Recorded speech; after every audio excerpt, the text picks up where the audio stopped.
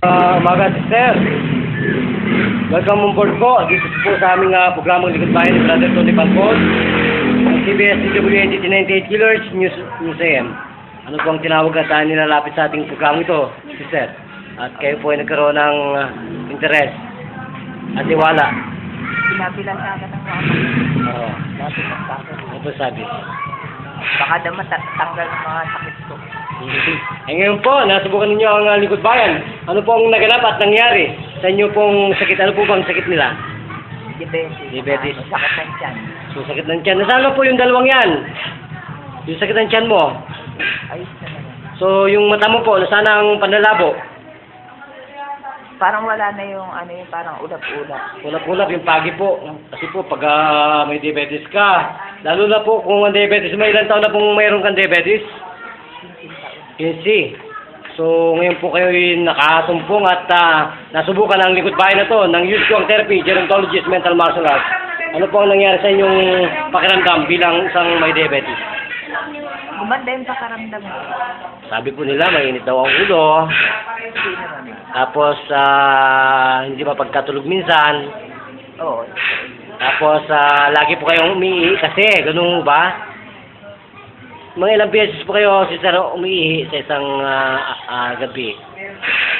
Sabi lang, sa maghapon nga, minsan hindi ako umiihi. Dalawang beses. Ibig sabihin, retention naman ang nangyari. Mga 2 beses.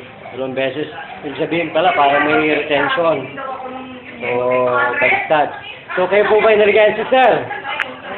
Kung gano'n po, magbigay po kayo at magpakilala sa ating pong bansang Pilipinas at sa buong mundo.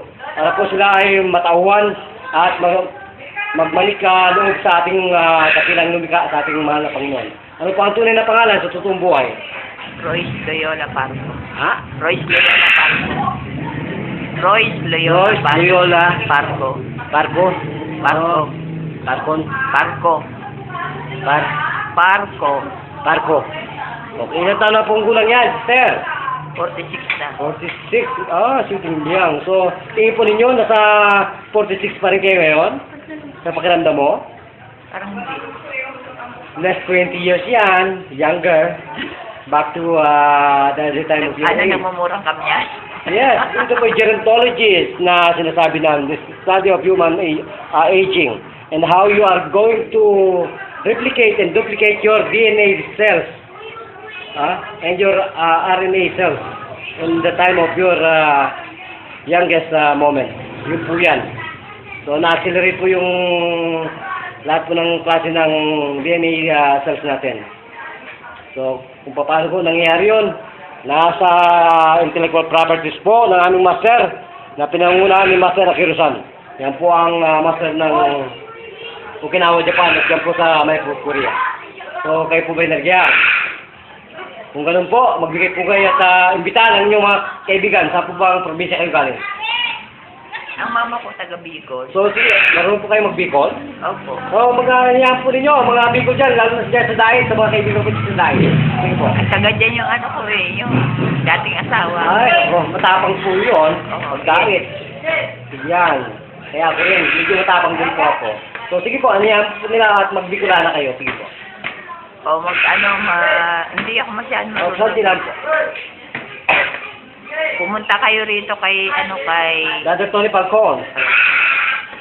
siya na pa galing ng katawan ko ngayon. Parang bumata yung pakiramdam ko. Tapos lumiwanag yung mata ko. So, ibig po sabihin, buhay na buhay pala ang Panginoon sa ating buhay. Opo. Kung ganun po, kailan pa po naging buhay ang Panginoon sa inyong harapan? Ngayon, kung ganun po, magpapalam ngayon si Brother June. Isang tanong, isang sagot. Kayo po ba'y naligayan dito sa Likod Bayan ni Brother Tony Palcon? Opo. Kung ganun po, magpapalam tayo. Pa rin po ang inyong abang lingkod kasamang Tony Palcon. Nagulat para sa Likod Bayan Balita. Bida ka kasamang Tony Palcon. Ayan ang ating... Arigato, Master Karusan. Bye-bye.